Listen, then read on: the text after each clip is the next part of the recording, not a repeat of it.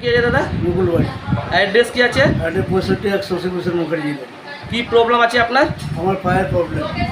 এই পায়ে হাঁটু থেকে দিকে চেটো পা পর্যন্ত পুরো ব্যথা করছে। জ্বালা জ্বালা করছে তো? হ্যাঁ। ঠিক আছে।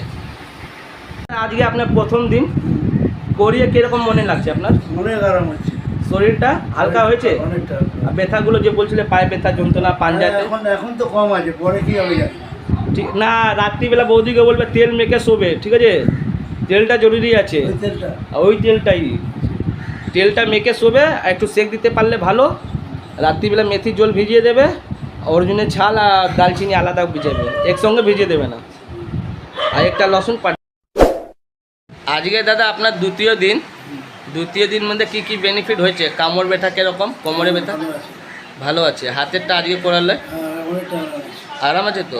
আর পায়েরটা? ঠিকই আছে, আরো করাতে হবে।